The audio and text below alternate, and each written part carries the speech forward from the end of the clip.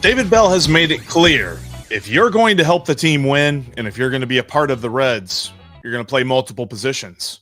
We got a lot more reactions to what the Reds manager had to say at the Winter Caravan on today's Locked On Reds. You are Locked On Reds, your daily Cincinnati Reds podcast, part of the Locked On Podcast Network, your team every day.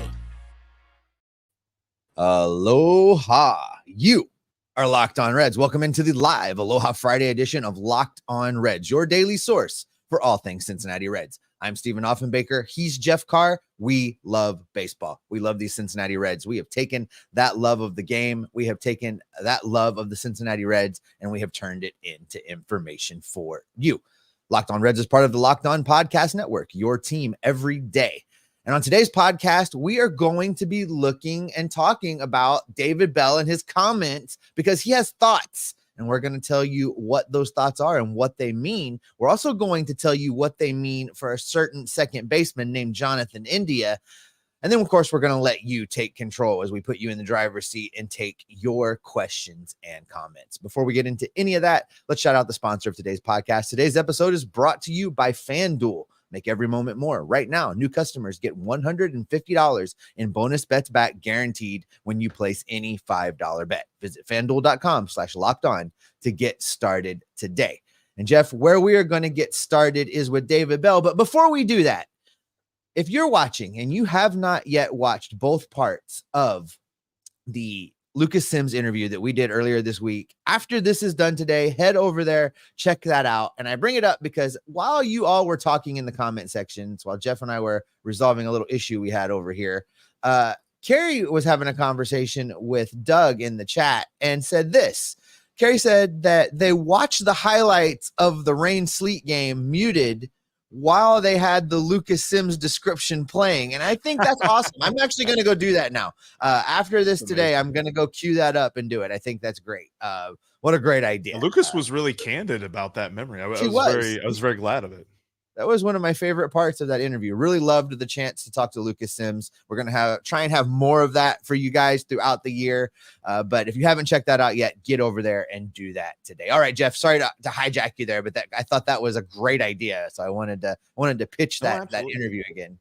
So let's dive into what David Bell had to say, because he had some thoughts on the Reds roster construction, where guys were going to play, what guys were going to do. He had a lot of things to say, which that's not normal for him. Right. And I think it's important to note that, like, David Bell's input is considered whenever they make these roster decisions, whenever they make additions, signings, trades, all this other stuff. He doesn't have the final say, but he is a guy that's at the table. He's part of the conversation. So he understood whenever they signed Jeimer Candelario, guys were going to move around. And that is basically the overarching theme of everything that he has to say, is that, there's not one position for one guy every single day. And for everybody, and we've talked about this before, but for everybody that wants a consistent everyday 8, that doesn't exist anymore. That's not a thing with Major League Baseball. As awesome as that would be, like, even the Braves have guys who play multiple positions. The Dodgers, Mookie Betts is going to play a lot of second base this year. Sure, he was good at it last year, but Mookie Betts is an outfielder. If you really want to get down to the nitty-gritty of it, he still plays multiple positions. And if Mookie Betts can do it, then every single player on the Reds roster can do it. And that's basically what David Bell had to say, because he was speaking on the subject of Jonathan India. We talked about it many, many times this offseason. He seems like a man out of position because he's played second base for the most of his career. He is no longer the best second baseman on this roster. Doesn't really factor much defensively as shortstop. Third base, does the bat really translate very well? First base, same question. Outfield, does he have the arm? So what happens with all of this? Is he going to be all right with the move? And David Bell had this to say. He said, quote, "He's 100% in on what we have here as a team. There has been, if anything, a little more of a shift toward, quote, I am going to do whatever I have to do to be on the field and help our team win, whatever that takes, unquote. He just wants to be on the field and in the lineup as much as possible. Obviously, he's a second baseman. Depending on how things shape out, to be able to get him on the field as much as he wants to be And as much as as we want him to be, there may be other positions he's going to need to play. David Bell repeating everything that we've been saying all offseason. Well, and it's very interesting. The one piece of that just jumps off of the page as I'm reading the quote again here, Jeff. If anything, there a little more of a shift towards I am going to do whatever I have to do to be on the field and help our team win, whatever that takes. Sounds to me like there was a come to Jesus meeting somewhere along the way. I think that last year Jonathan was resistant to this. I feel like there was a lot going on behind the scenes, and I'm glad that the relationship is not fractured a la Burns in Milwaukee, where they're still having conversations. India still wants to be here and wants to help the team win. That's finally, I think, the right answer. The question is going to be a difference of what will he do and what can he do well. What will he do sounds like he'll do what the team asks him to do. What he's going to be able to do well is the big test here, Jeff. Can he play decent enough outfield to warrant putting him out there to keep his bat in the lineup or whatnot? Can he play a decent enough first base? And I would have to think that he could, playing second base.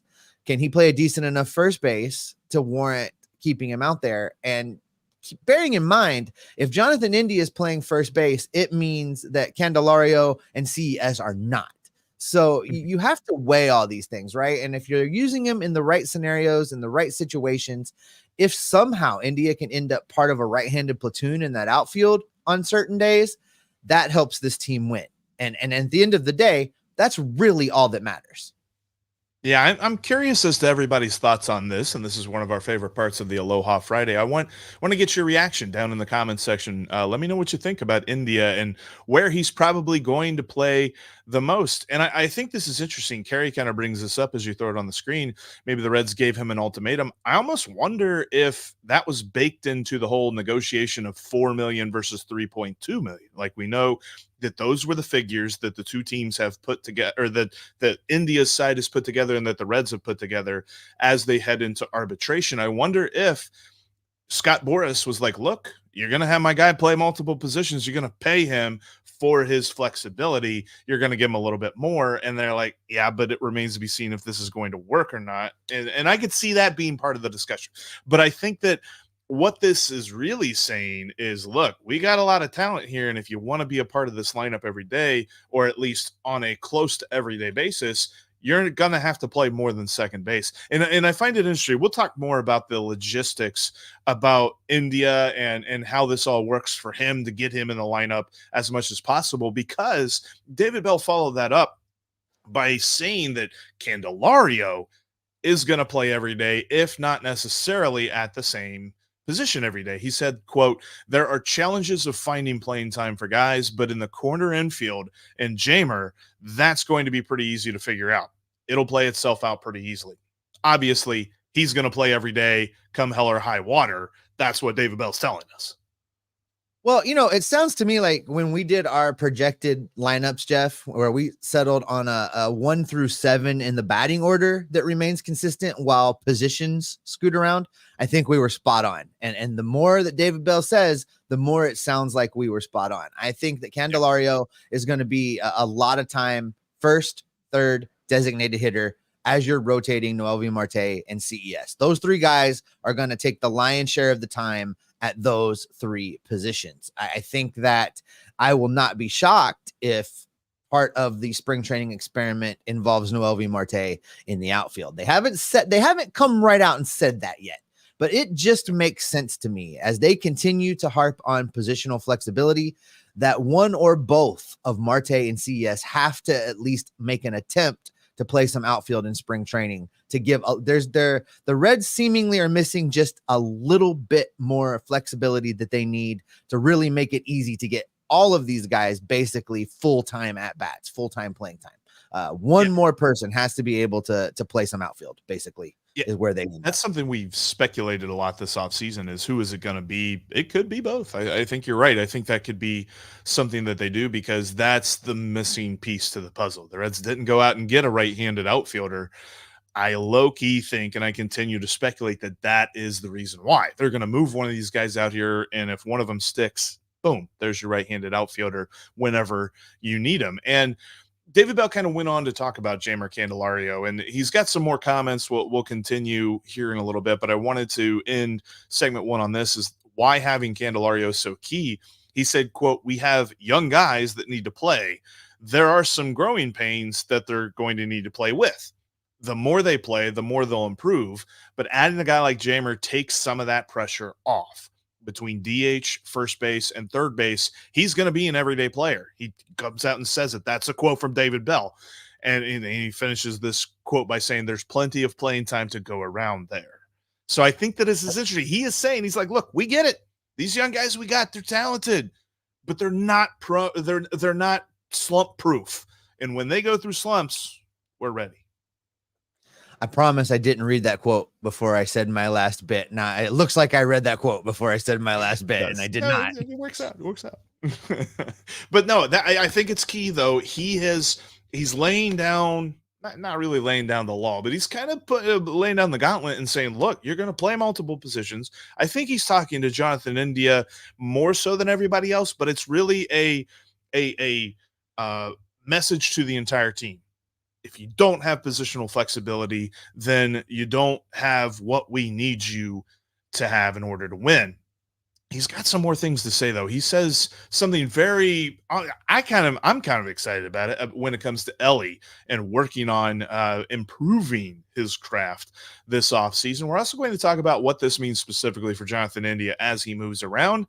And oh, hey, by the way, TJ Friedl got a little bit of recognition here. I think we need to celebrate the recognition that the national baseball media is giving them. We'll do all of that coming up right after this, because we got to shout out one of today's sponsors, and that is FanDuel. FanDuel is the best way to take your sports knowledge and turn it into cash. You can go to FanDuel.com/lockedon right now, and new users can wager $5 and get $150 in bonus bets, period. Win or lose. And really, there's not too many bets that you can make. A $5 bet that turns into $150 anyway. They're going to give it to you whether you win it or you lose it. And there's so many things that you can throw it on. I mean, we're talking about the championship weekend, the NFL playoffs this week, AFC, NFC. You're talking about NHL, basketball in both college and professional going on right now. I know the all-star starters were just announced for the basketball side of things. And hey, you've got baseball futures as well, whether you talk about individual awards, different stats and things like that. As we get closer to spring training, FanDuel will release those individual props as well. It's a great place to jump in on the action and make a little bit of cash as well. I love doing the single game parlays. I know we always talk about over-unders as well, but single game parlays are a lot of fun because you could turn on any game. Doesn't matter what game, doesn't matter what teams. This helps you enhance your sports watching experience just a little bit. So go over to FanDuel.com/lockedon and sign up today. Like I said, new users, $5 wagers, going to get you $150 in bonus bets back, period, win or lose. FanDuel is an official partner of the NFL and the official sportsbook of Locked On. Thanks as always for making Locked On Reds your first listen every single day. Every dayers coming up next week. We're going to continue to get you ready for spring training and looking at, we're going to do a hierarchy. I think I said we were going to do this today, but I pushed it back.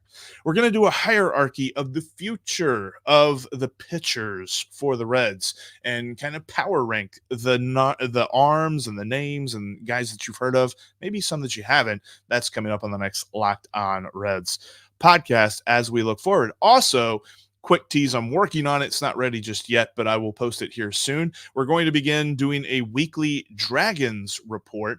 I know it'd be nice to cover all of the minor leagues, but I live close to Dayton, not necessarily close to Chattanooga and Louisville and all that other stuff. Be a little bit more of a haul. So we're going to start with a Dayton Dragons report each and every week as we go throughout the season. Our first one that we're going to have will highlight the brand new manager of the Dayton Dragons, who is Vince Harrison Jr. He is actually the brother of Josh Harrison. I got a clip that I want to play of Josh Harrison a little bit later on as he talked about facing the Reds last season and really all throughout his career. It seems like he's played for every National League team except the Reds. But I got the chance to talk with Vince Harrison. He's a really cool dude. Looking forward to that. And before we jump back into David Bell's comments, want to remind you that Locked On has the first ever 24/7 streaming sports channel on YouTube. Locked On Sports Today brings you all the biggest stories from the local perspective and the national perspective with our league-wide shows on the Locked On Sports Today feed. Check it out. Subscribe today. Locked On Sports Today, the first ever national sports 24/7 streaming channel on YouTube. All right, before you dive back into this, Jeff, I love it when we hear from other countries. And this is, I think, Maciel, is this Alberto? Checking in from Mexico. Says he's a big fan of the Reds since 1975. Says we are the best channel for Cincinnati Reds baseball. Congrats us for that.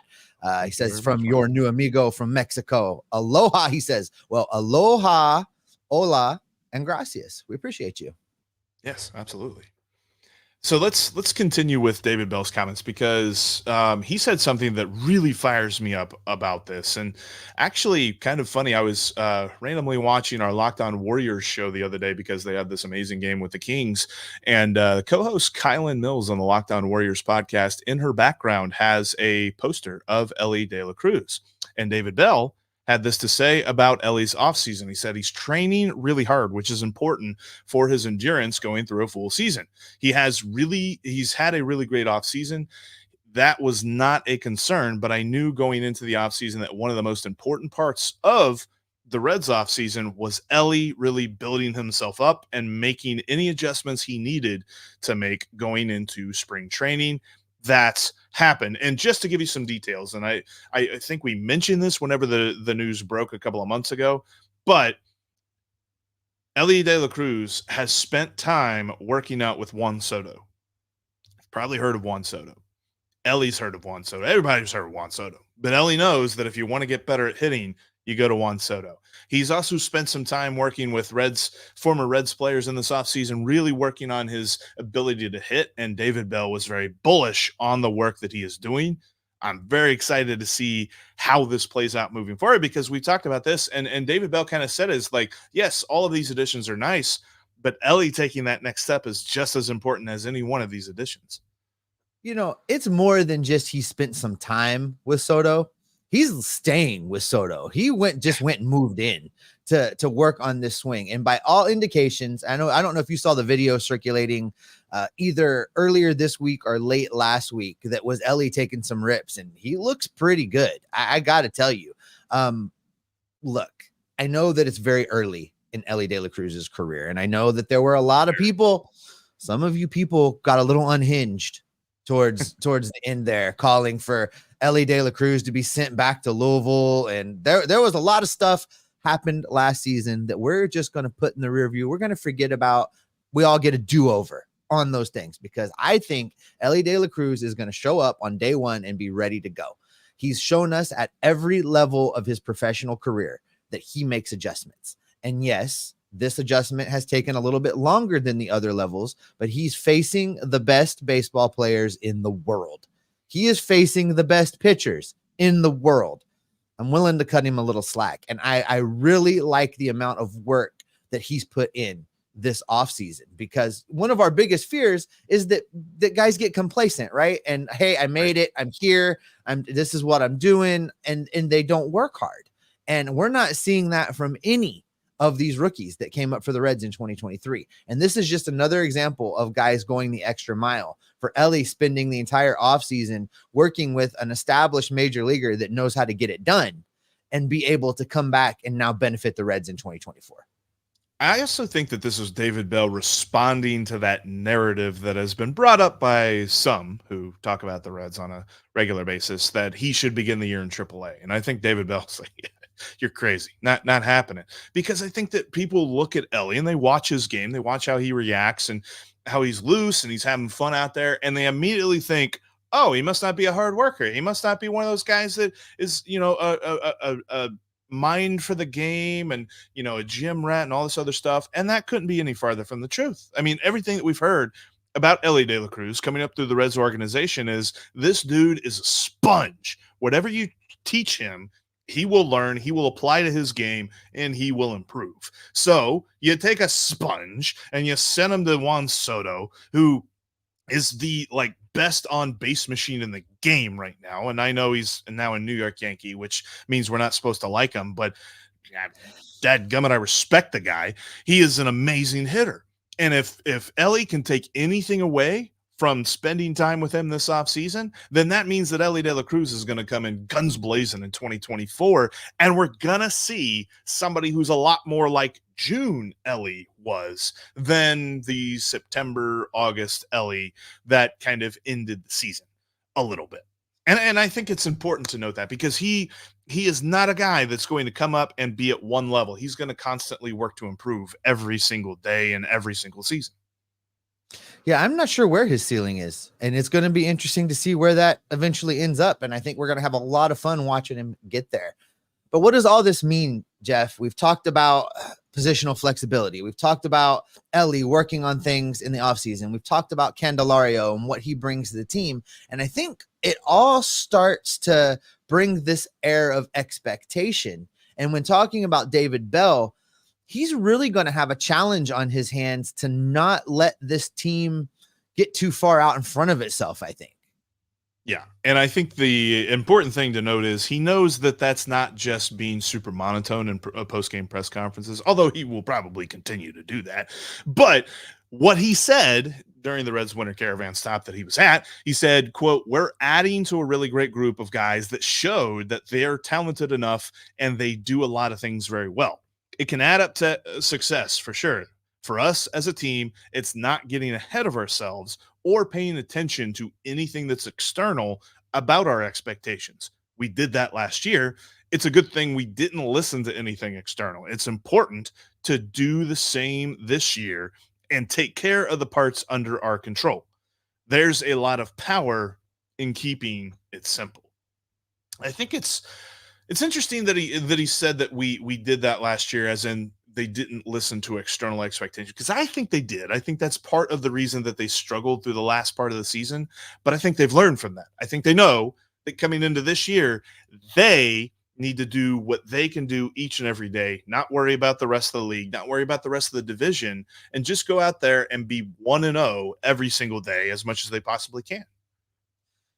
This quote kind of cracks me up a little bit, because it's very easy in hindsight after your 82 win season to look back and be like, we never believed the naysayers that said we were only going to win 62 games. You know, like, yeah, you guys knew that every single rookie was going to hit right out of the gate. You didn't know that. That's a lot of hindsight revisionist history going on right there. But I get what David's saying. You know, what this team needs to do is just focus on individually, each player on this team focus on playing their game.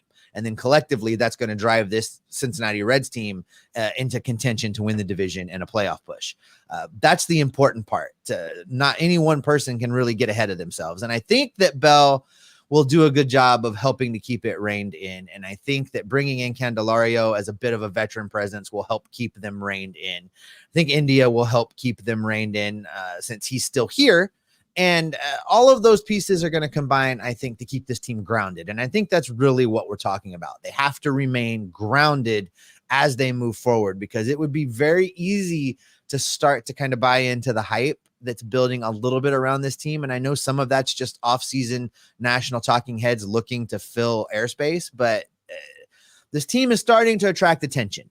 And the more attention that it attracts, the harder it's going to be to filter the noise. And I'm glad there's some veterans around now that will help do that. Yeah, I like Grant's comment here. He says, I think in years past, the Reds sincerely believed they could not beat certain teams going into those games. I'm so excited that this team knows they can contend with anyone. Quiet confidence. And I believe that. And I think for most of the year they had that. I think going into September, they started to buy their press a little bit. And I think they need to watch for that coming into this year, because there's plenty of positive press, not just us being confident about how good this team can be. There are national people that are talking about how good they can be, how good they are. And I think that plays in a little bit. I do want to talk about this. We'll actually start off segment 3 by celebrating the recognition of TJ Friedl, and then we'll jump into our favorite part, the questions and the answers. Because we're talking. All right. Well, there's so much to cover. Well, let's move right into that. Let's take a quick break, and when we come back, a little TJ Friedl talk right after this. And I lost my place. You can follow us in between episodes. You can follow us on social media. Check us out on X. Jeff wants to be an X-Man. So Jeff on X at Jeff Carr. That's Jeff with 3 Fs. You can follow me at S. Offenbaker with 2 Fs. And you can follow the show at Locked On Reds. Also, if you haven't done so yet, head over to InsideTheReds.com and bookmark that site. Jeff's writing about the Reds over there. I'm writing about the Reds. James Rapine, Rick Uccino, Audie Elmore. The list goes on. Lots of great folks covering the Reds in written form. Also, join our Discord community. If you're not over there yet, you're missing out. We're talking Reds in between episodes. There's channels for Bengals talk. There's channels to talk about David Bell, which should be active after this conversation today. Lots of stuff to talk about, and we get to talk baseball with you, which is the best part. The link for our Discord community is down in today's episode description. All right, Jeff, let's get into this TJ Friedl thing. I know you've been kind of chomping at the bit since this news came out. The number 9, according to MLB Network, the number 9 center fielder in Major League Baseball is TJ Friedl. That was amazing to see, because you talk about a position that the Reds have had quite a interesting history with. I think that's understating it a little bit. But, I mean, you talk about some of the best athletes that have ever picked up a baseball bat or put on a baseball glove, like Eric Davis and Ken Griffey Jr. And you talk about very interesting tenures of Willie Taveras and Jason Bourgeois. I don't know why I mentioned him. I can't say his name. And you have Shin-Soo Choo, who he was an amazing hitter, but he was not a center fielder. He was a corner outfielder. They just didn't have a center fielder at the time. So all of this is to say the fact that TJ Friedl came from nowhere. And I'll say it again. I'll say it till he's no longer a Red. He was not a prospect. And now he is a top 10 center fielder in the game of baseball. Absolutely well-deserved. Captain Chaos continues to be awesome, and people are now recognizing it. So I'm going to be a little bit of a damper. I'm going to throw a little bucket of water on you here, because I still have concerns. And I'm glad that he's getting recognition. He had a phenomenal year, and he did things that none of us expected him to do, especially being able to stay in there and face left-handed pitching. That was great. The problem is I don't know that that's the real TJ Friedl. I don't know if that was just an outlier season. So for me, this is his make or break year. If he comes out this year and continues to be that guy, bam, the Reds have a center fielder for multiple years. I'll get on this bandwagon with you. And I don't know how you're driving 2 bandwagons at the same time between Friedl and Benson. And yet here you are. But I will jump on that Friedl bandwagon with you, because he will have proved it. I'm cautiously optimistic, I guess, would be the way to put it, because I want him to still be that guy. Actually, I want him to continue to get better. But I just don't know that it can be.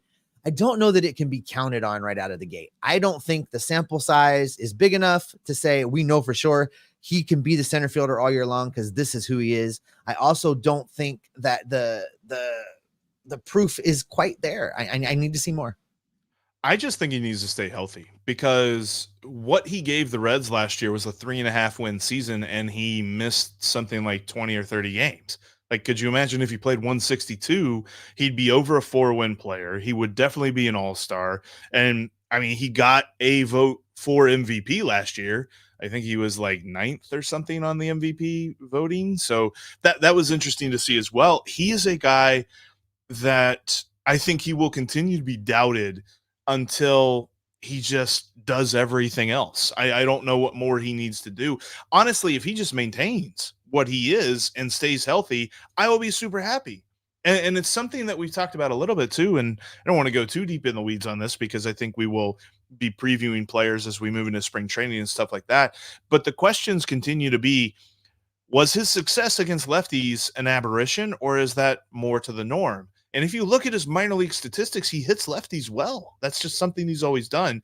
And I think we will continue to see it again this year. He is just such a high baseline player. And if you're a fantasy baseball player, you definitely need to be investing in TJ Friedl. But his floor is so high because of his speed, and because he's just got the ability to put the ball where they ain't. You're never going to see that exit velocity, the average exit velocity, be super high. You're never going to see like the launch angles be super impressive or anything like that. But the way that he is able to play the game, I think he can continue the success that he showed in 2023. I'm not sure people truly understand what his splits look like last year, Jeff. And this is why I'm concerned. This is why I need to see more, because if you go dig into his splits for 2023, he was in 65 games versus left-handed pitching for a total of 110 plate appearances. In those 110 plate appearances, his slash line was 354, 421, 542. I listen, if that's who he is all season long, the dude is an all-star, and I will take it. But I just don't know. That is wow. When you look, because you look at the right-handed side of that, Jeff, 263, 36, 449. Not bad, but wow, what a reverse split. Yeah, and I understand too, and we've said this before, lefties represent about 35% of the at-bats that Reds hitters had last year. So saying that he's really good against hitting lefties, and you say that split against righties is a little bit more pedestrian, I wouldn't say it's bad. It's just slightly above average, where the split against lefties is amazing. If he can bring that right-handed split up a little bit, you're talking about a dude that hits over 300 and a dude that is definitely an all-star. So I'd be interested to see how that changes. I think it's easier for right-handed pitchers to defend him than lefties, because right-handers are able to kind of fall off the mound toward where he likes to drop his bunts at. But you're still talking about a dude that, and I want to get confirmation on somebody that's got the statistics to figure this out, could be a 20-20-20 guy for maybe the first time that we've ever talked about. But yes, anyway, TJ Friedl praise out. We'll talk more about TJ Friedl as we get into spring training. Let's dive into the questions in the comments, because I know folks are a-talking. They are. There's a lot of conversation going on over here, and a lot of it's about TJ Friedl right now, because that's kind of where we were at in this business. So as I work my way back a little bit, I do want to say that when we talk about all of the quotes from David Bell today, when we talk about Jonathan India, when we talk about all of these interchangeable parts, I think an important thing that we didn't hit on that David Bell said is that there's going to be growing pains. And when those growing pains occur, let's not try and send those dudes back to Louisville. Right. There's gonna be some ups and downs. There's going to be some difficulties along the way. But I think ultimately I stand by my prediction from earlier, which is nobody has a sophomore slump. All of these rookies that hit in 2023 will be better at the end of 2024 than where they finished at 2023. All right, here's where I want to go. There was a conversation that was going on about this center field position and Elly De La Cruz when you were talking about Elly. First one I grab upon here is Elly will have an all-star season if he plays only third base. There's a couple other comments here that continue to call for them to try him out in center field, looking for more positional flexibility. I want to sit there for a second, Jeff, because this whole center field, Elly De La Cruz center field, where do you land on this? Because I feel like maybe it's unfair to say, but there's a couple guys on this team at this point of the rookies that I don't want to mess with. I don't want to mess with Elly De La Cruz. I don't really want to mess with Matt McLain at this point. And I know I said he should go out there because he's played out there, but I'm amending that. I think that he has demonstrated he is right where he needs to be. And I think if you're really going to mess around with experimenting with guys like CES and Noelvi Marte, there needs to be a little bit of stability on that infield. And I think that's going to come from Elly De La Cruz and Matt McLain. I think if you're asking me to put a sizable amount on it, I would rather him stick where he is right now. I think he's got to do one thing before I start messing with where he plays, and that is he's got to hit. Once he starts hitting, then we can talk about moving him, because I have no doubt that wherever you put him, he can be good. He is athletic. He is smart. He loves baseball. This is not a guy that I would have any consternation if you said, we're going to play him in right field, we're going to play him in center field, we're going to play him at third base, we're going to play him at first base, wherever you put him. Although I think he'd be a waste at first base. I think he'd still be a good first baseman. He just can play any position. I just want him to hit, because I feel like it would fall under the same category of what we said with Tyler Stevenson last year, where they added a more regular appearances at first base for Tyler Stevenson. So he had to get better at playing first base, all while figuring out how to hit with a newly repaired collarbone and all that other stuff. I think it's the same thing with Elly. If you move Elly to center field this year, you're telling him to learn a new position while also still learning to hit at the major league level. And I feel like that's just too much. Like once he has the consistency part down with hitting, then I'm fine with, the conversation of moving him to center field, because he's got the speed, he's got the range, and he's got the arm that it would work out very, very well. It's just I don't want him learning to run routes and all that stuff in center field while also learning, pitch recognition and, all the stuff that you need to be a good hitter. Outfield seems to be the flavor of the day. John says India or CS in the outfield will not be pretty. Balls off the wall, misjudged liners, poor throws, etc., etc. So, Jeff, let's dig into that for a minute, because I think that Spencer Steer got a bad rap in the outfield last year, and there were times that he ran bad routes, and it wasn't as horrid, I think, as people made it out to be at times. But at the end of the day, there was a marked drop in defensive quality when Spencer Steer first started playing in the outfield, and it was done out of necessity and keeping his bat in the lineup. What is the minimum defensive ability that we're willing to accept and say that the experiment is worthy of continuing? Do both CES and India need to be able to get out there and perform at that same level we saw from Steer? Is that our floor of acceptance? Is that as low as we're willing to go? And do we think that both of those guys are capable of going to the outfield and performing at that level? Let's start with India. I think that he is quick enough. I think that he is smart enough that he can go out there and run decent routes to the ball. We've seen it many times. Don't forget that Jonathan India played in the shift for a while. So he spent some time in short right field. He knows how to read the ball coming out there. He can adjust and run routes a little bit. He's done it. So I'm not concerned about that. His arm is definitely a concern. I do not anticipate Jonathan India gunning a guy down at the plate with the ball arriving on the fly. Don't anticipate seeing that happen. CES is a different story. I think he could throw a guy out from right field. The question becomes his route running and ability to get to the ball. Plays first base. We haven't seen him run around the field a whole lot. Yeah, do you want rangy or do you want the arm? And I especially think I definitely think in right field you want the arm, because you can have TJ Friedl cover the range and things like that. Yeah, Steer's the baseline for me, because as bad as Steer was, and I'm not saying he's bad, but as below average as Steer was in left field, he was still miles better than one of our favorite players that we ever encountered in Adam Dunn. I will continue to say this all the time. The Cincinnati Reds once employed Adam Dunn left field. Adam Dunn could not play left field.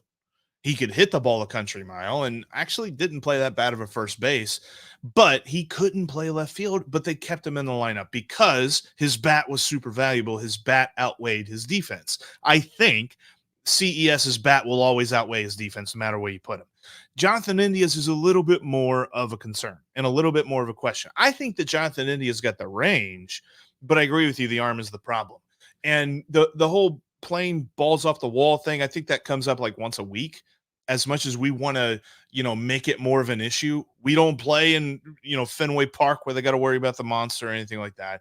I see this being more of a CES thing than a Jonathan India thing. I think CES could excel out there. I definitely think Noelvi Marte could excel out there as well. That's why I think that they figure out a way to move those guys out there. Then you move Elly to third, then you move McLean to short, and you can play India at second base.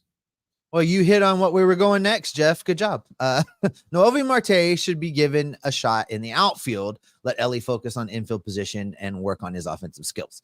Noelvi to the outfield. I'm seeing more and more of this, and I don't know. He's athletic. Where this is. I know he's. I don't know where this is all coming from, because it's kind of growing. I'm seeing it more and more and more. Maybe it's just because of all the rookies, he has the least amount of time with the big league club in a position, so people aren't, I guess, wedded to the idea that he has to be the third baseman. It would solve a lot of problems if Noelvi Marte was your right-handed outfield bat. Well, then it gets easy from there, right? Because Candelario plays third, CES plays first. It keeps the designated hitter spot open for other guys to rotate through. That's a pretty simple solution to a complex problem of getting all these guys in the game.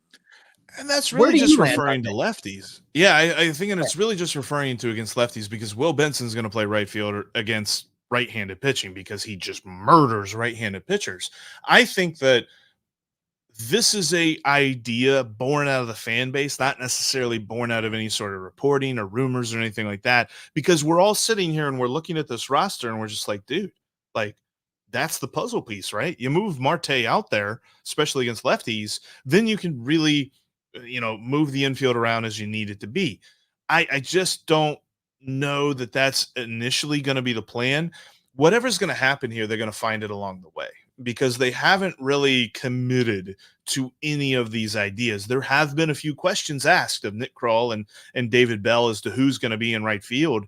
And the consensus answer is, we got our options open. That's what spring training's for. We're going to work out some guys out there. So I think we're going to see all of these guys get a shot. I just don't necessarily know where we're going to land on. Maybe that's a bold prediction and not necessarily. And part of the reason why it's a bold prediction is that we don't know what we don't know about this, but bold prediction for you of let's say let's throw them all in a hat here. India, CES, Marte, and then I don't know, Blake Dunn as a dark horse. Which four of those guys do you think gets the most play in the outfield in the major leagues this year? Jonathan India. See, I go with CES, but that's just that's me kind of more my gut than it is anything else. But yeah, I'm going to say CES. The biggest logjam for me is with Jonathan India, because if you're playing him at second base or DH, you're sitting a better hitter and a better defender.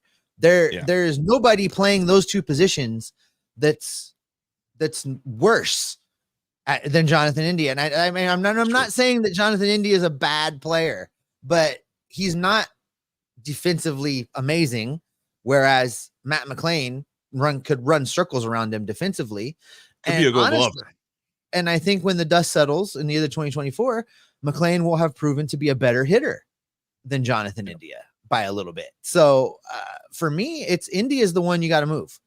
India is the one that's got to scratch out his playing time. So unless he just demonstrates a complete inability to do it, I think he sees more outfield time than any of those other guys.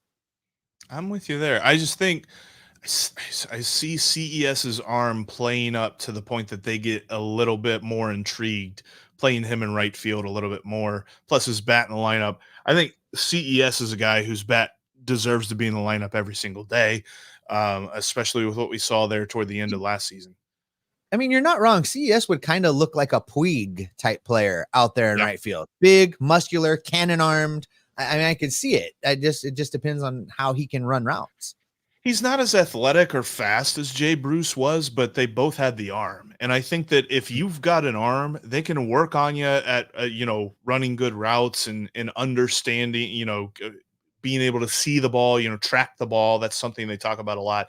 Can you track the ball? Can you track where you are on the field? Things like that. I think they can teach that to an extent. You can't teach arm strength, and CES has it and India doesn't. Well, before we move on to the next guy, this cracked me up. Adam Dunn is the Dave Kingman of the 90s. I love that. That cracks me up. I loved Adam Dunn because he made me think I could play outfield. Hey, listen, I have told you time and time anywhere near as good as he was. I have told you time and time again. Anytime there's somebody on this team that helps me improve my self view of my body image and is going to put a jersey in the grab bag that will fit me, I am all in on those dudes. So Adam Dunn, I'm a big fan. That's why you and I have always wanted Daniel Vogelbach to be a Red. There's really no other reason than that. But yes, that is right. His jersey would be slimming on me. That is correct. One name we have not talked about in this whole outfield conversation is Jake Fraley. And we have speculated a lot about the impacts of what's going on in his personal life with his daughter being sick. But we don't know for sure what that looks like. Debbie checks in and says she saw an interview with Jake Fraley and his wife on Cincinnati TV this week, and the daughter is doing much better. That is great news. The whole reason I wanted to talk about Jake Fraley was to just put that comment up there, Debbie. Thank you for putting that in there. So let's assume for a minute that Jake Fraley is going to be unlimited. His daughter's health is getting better. He's going to be able to play and be involved with the team. He's going to be there. Will Benson versus Jake Fraley. How do you divide that playing time? What does that look like? I know versus right-handed pitching, the easy answer is to say, well, you put one in left and you put one in right. But then what do you do with Spencer Steer, who should play every day? Yes. DH at bats, I would assume, but it's not just as simple as saying, well, there's a right-handed pitcher on the mound. They're both playing. No, I agree. I think Will Benson should get more playing time. I think Will Benson is a better hitter. I think Jake Fraley is a better fielder. Jake Fraley, he could push for some center field time over TJ Friedl if TJ Friedl really does prove to be a reverse splits lefty. I could see a scenario, though, where Will Benson starts the game. Then the opposing team puts in a left-handed relief pitcher. David Bell counters by bringing in a right-handed hitter. And then they bring Jake Fraley back in, on defense, and he plays the rest of the game because there's a good shot, unless we're facing the Pirates, who have signed somewhere between 3 and 74 left-handed relief pitchers this offseason, that they would be able to subvert the whole lefty-lefty matchup there with Will Benson, and they could bring in Fraley after they use the right-handed hitter against that lefty pitcher. There's a lot of strategy you could play with this. I could see some days where, Spencer is the DH, especially against right-handed pitching, and you have an all left-handed outfield. The only thing is then you open yourself up to, once you replace one of those guys against a left-handed pitcher, you then must keep that righty out there against other right-handed pitchers that might come to play. So I could see this being more of almost a double platoon where you have a pinch hitter in between, but I want to see Will Benson more than I see Jake Fraley. I don't disagree with that, but when Fraley gets hot, it's hard to keep him sat down for a long time. And I think he's going to need some starts in order to get hot. I think it's going to have to happen. Does Benson play more than Fraley? Yeah, maybe. I think there's probably some opportunity versus a right-handed pitcher to have Fraley as your designated hitter from time to time, or vice versa, have Will Benson as your designated hitter and have Fraley out there in the outfield. But we keep talking about good problems to have, Jeff. And I think this is just another one of those good problems to have.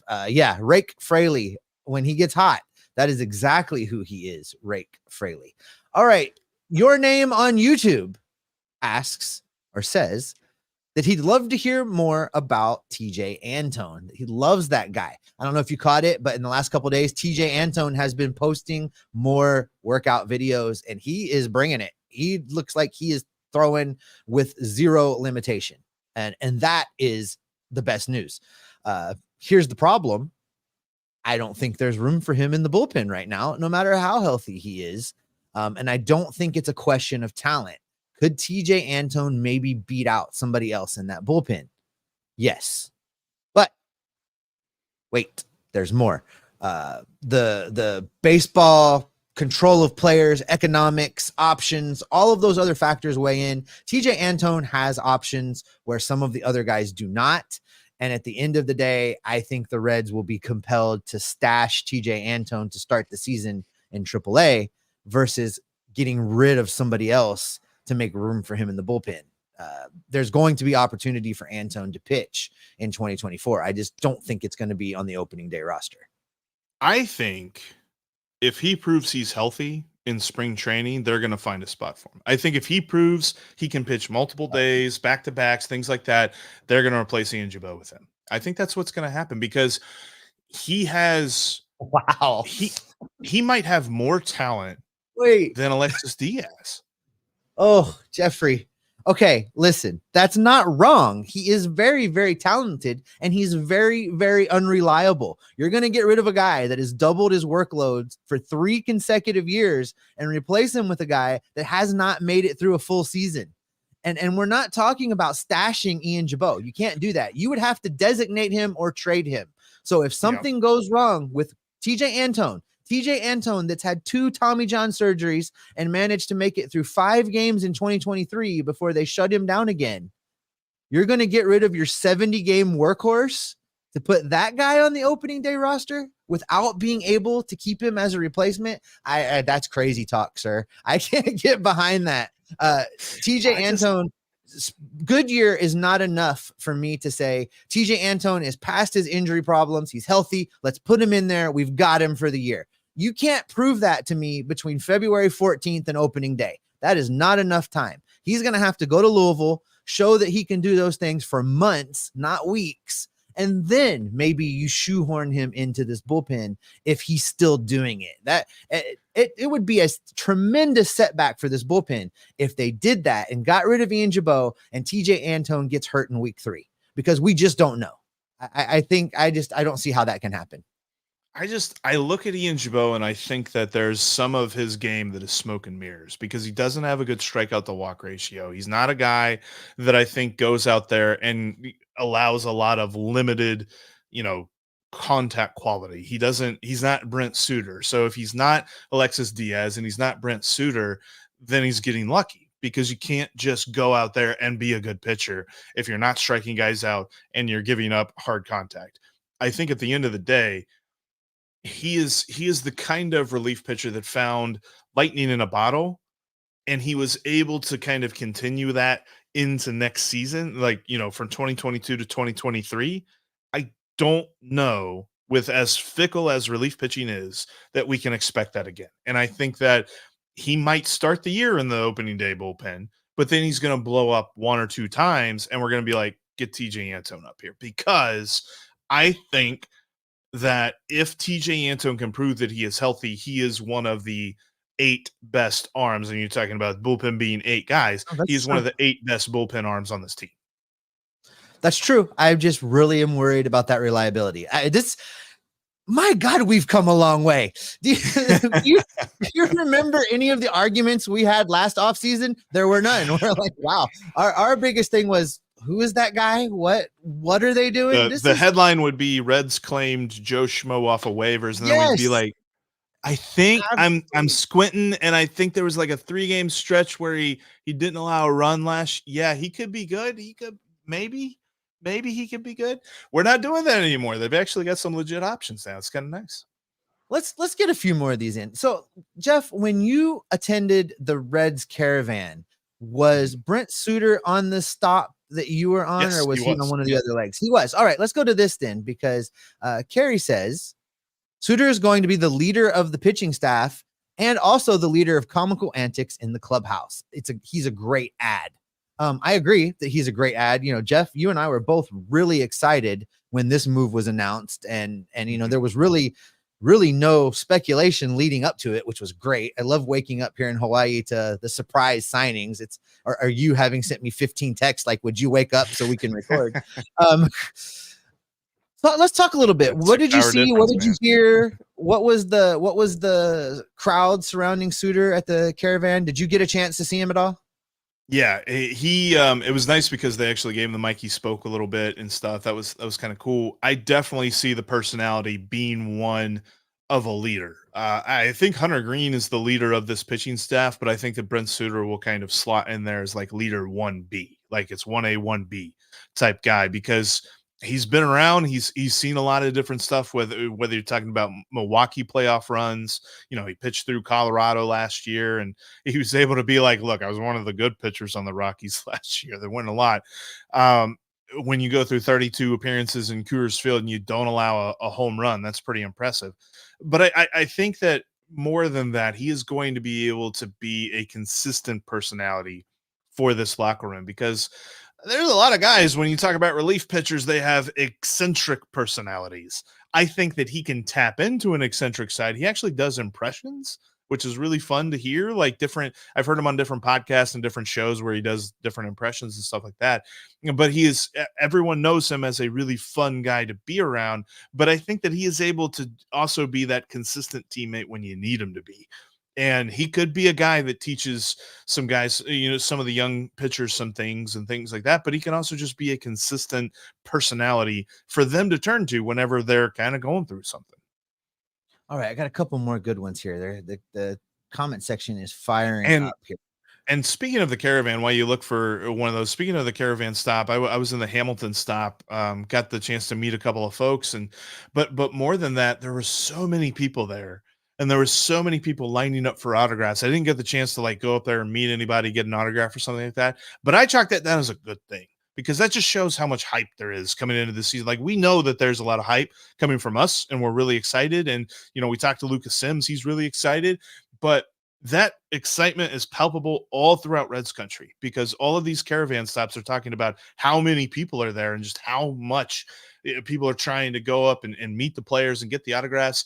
And, there's been a little bit of discussion that we haven't had the marquee guys, the name, like, there's no McLean, no Elly, no Steer, no CES on any of these tour stops, but that hasn't stopped anybody from going and seeing all these guys. So I'm very excited to see that. Yeah, I think the days of you and I being the only ones at our spot there in the ballpark, and Yeah. I'm not going to mention our spot anymore because I don't want to fight for my spot. Now. But I think I think the days of just me and you being there are probably over. Yeah, Let's go to this. The game time will be more necessary than ever to get a good deal on your last no minute doubt. tickets. Steve asks, any chance they sign Votto to an incentive-laden contract? And we've talked about that there's just not really room for him. But Nick Krall was asked this. They asked him this during the Q&A with the season ticket holders when they had an event for them. And he, to Nick Krall's credit, he has not tiptoed around this and given any false hope and misled at all.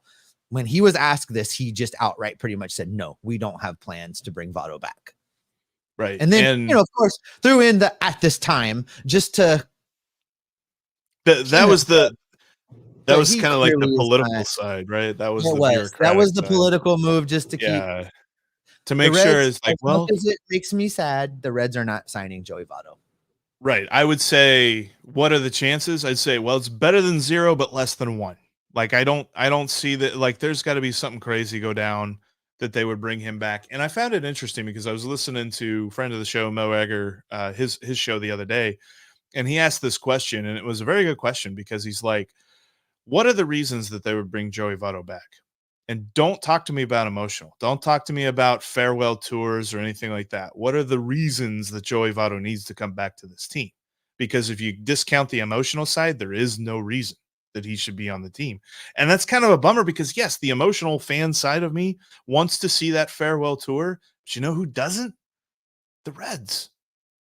And I don't think Joey wants that either. Like, to tell him that his entire major league career, 17 wonderful years in Cincinnati, have culminated to a please come back so we can give you a going away party. I don't think he wants that either. So it's not going to happen for the emotional side that we want it to. And there's no objective reason to bring him back.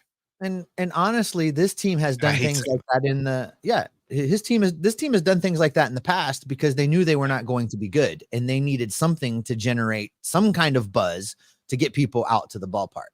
That is no longer pretty stinking good. They're going to be, people are coming already. So they don't need that.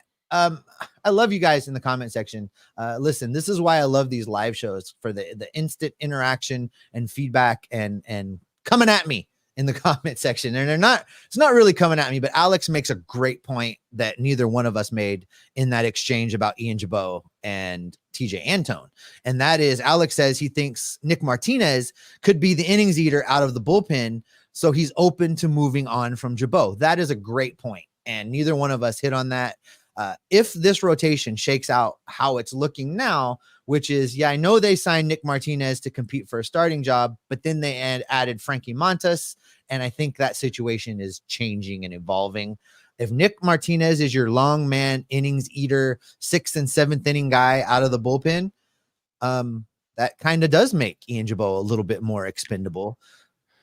So if TJ Antone can answer the reliability question, if he is completely healed up and available for the course of an entire Major League Baseball season, maybe I'm willing to reconsider, Jeff.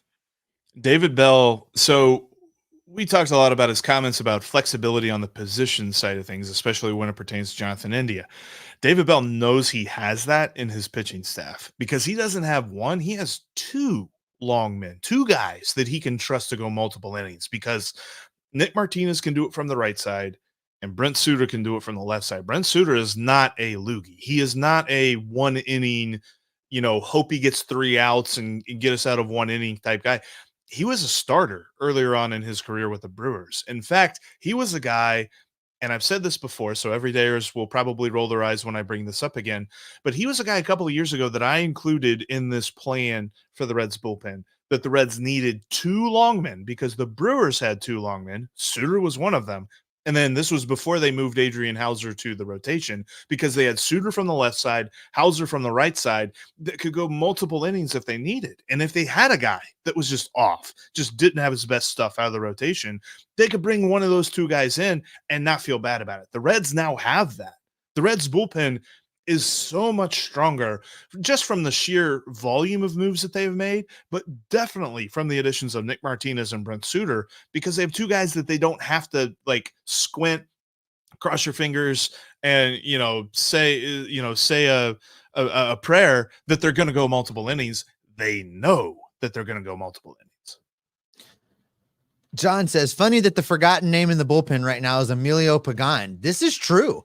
We have not spent any time at all talking about Pagan and what an upgrade to the bullpen that he was.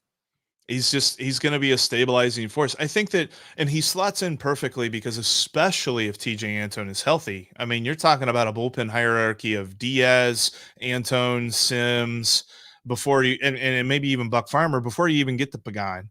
And Pagan doesn't have to be the setup man. He doesn't have to be the hard and fast, the number 1 guy out of the pen. But because he's not the number 1 guy out of the pen, this pen is so much stronger. He is going to be an easy guy that you can call on in a situation to get out of an inning. And I think that he is going to deliver each and every time. I love the fact, and the first addition that the Reds made this offseason, and we were kind of wondering, we're like, what's this going to mean for the offseason that they're already going to the bullpen? They're already adding a relief pitcher. Little did we know there was so much more to come after that. Let's wrap up with this. This is a good question from Luke Goodman here on YouTube. Any chance Lyon Richardson can move to the bullpen, be a closer type option? From what I saw, Jeff, and I don't know what your opinion on this is, but I could see him moving to the bullpen. What we saw from him was that he wasn't completely stretched out for a multitude of reasons when he was, forced into emergency starts with the big league club. He showed, I think, enough with his stuff that he could be a viable big leaguer at some point in time. But with the crowd around this rotation right now, if they're not going to trade away some of this surplus pitching down in the minors, some of these guys are going to have to move to the bullpen. That's what's going to happen. And I think he's a good fit. Just come out for a couple innings, throw with maximum effort, 2 best pitches. I think he'd be a really good candidate for that. I would see him there, and I would see Connor Phillips there as well. Like, I still think that there's plenty of opportunity for both those guys to prove that they're starters, but I could see it in the future where one of them doesn't quite necessarily prove that they can go 5-6 innings, something like that. And so then the Reds decide, okay, let's do what we did with Chapman, say focus on 2 pitches, go out there and give maximum effort for 20 to 30 pitches in an inning, hopefully just around 20, and you can be a key man out of our bullpen. I could see that happening for him and for Connor Phillips. Let's talk about this guy. He's one of your guys, Joseph Gaditza. Hey, Joseph. He says Fernando Cruz is going to be fun, I think. The dude could be real good if given the chance. That's the problem, right? Given the chance. Yeah. He's got options, so he's going to start the year in AAA for sure. He's a guy that I was standing up for before they made all these moves. I said Fernando Cruz is definitely in the opening day bullpen, but now with all these different moves and stuff, there's just not a spot for him. And especially if TJ Antone is healthy, then I think that you definitely start Fernando Cruz in AAA. But he's going to be a very confident replacement should guys get hurt. This team is so freaking deep, man. Like, Fernando Cruz had a better strikeout percentage and a better walk percentage than did Alexis Diaz last year. His ERA, he was just a little bit unlucky with it. And I think that if he is a guy that you're talking about being your 9th, 10th, 11th best reliever, this team has gotten so much better. And I love that. Here's where we're going to end. Wait, sorry, it moved. This is where we're going to wrap this up. Knuckleballing Alex Blandino. Don't sleep on. Man, I would love for that to become a thing. I can't tell you how Yes. much I really want that to be a thing. I don't know that there's room, and maybe it means there's a disaster if we see Alex Blandino. But man, if he could really learn that knuckle and I want that to be a thing, Jeffrey. I think so they signed him to a minor league deal and they didn't give him an invite to spring train. I think they're going to give him like the whole year, maybe 2 years to figure out the whole knuckleballing thing. Let's be honest. I mean, you got to be a pretty good pitcher to even think about throwing a knuckleball.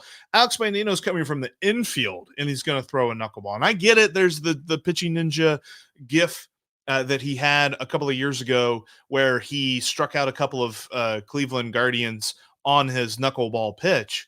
And Pitching Ninja even labeled it the perfect knuckleball.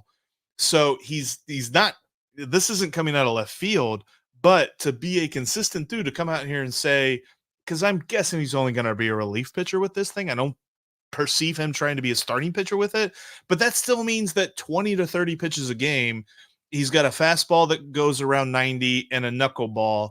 So you're probably going to throw the knuckleball 60% of the time. That means you got to have enough confidence in throwing a damn good knuckleball, because there are people that can throw a knuckleball just, in a backyard game of catch. Those people aren't throwing to major league hitters. He's got to be able to throw it to a major league hitter.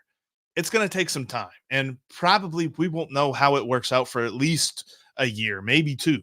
But I'm with him. I'm with you, Grant. I really want to see this work out, because I said it on the pod the other day that I did solo, and I didn't give you a chance to respond to this, but the last time the Reds had a knuckleballer was in the 50s and the 60s with a guy named Bob Perky. Like, that's a long time ago. And I would love There's a reason why everybody doesn't throw a knuckleball. That is a hard pitch to control. And the Tim Wakefields of the world, flat. the Tim Wakefields, rest his soul, they are few and far between. So yeah. All right, let's get out of here on that one. Thanks so much, you all, for making Locked On Reds your first listen and your extended listen and your live listen. We love having you here. Love talking baseball with you. Appreciate you guys hanging with us today. If you have not done so, click subscribe. Listen, we'll start a little bit of a campaign. There are thousands of you guys watching the videos every single day on YouTube. There's a like button down there that really helps with the algorithm. Every time you watch a Locked On Reds, click the like button down there. It helps boost and lets new people find the show, because ultimately that's what it's about. We want more and more people to talk baseball with. We love talking baseball with you. We want to talk baseball with them. Jeff, get us out of here. Absolutely. Yeah, we got a game in the system, because it's all about making sure the computers obey us. And if you watch any sci-fi movies, that is important. And that is how we're going to end today's show. Thank you so much for checking out today's Locked On Reds live Aloha edition of the podcast. We are coming back to you next week. We're going to be talking about the hierarchy of the Reds pitching future. Starts with Rhett Lauder, but there's a lot of conversation to be had behind him. So you're going to want to join us for that, because we will be Locked On Reds every single day.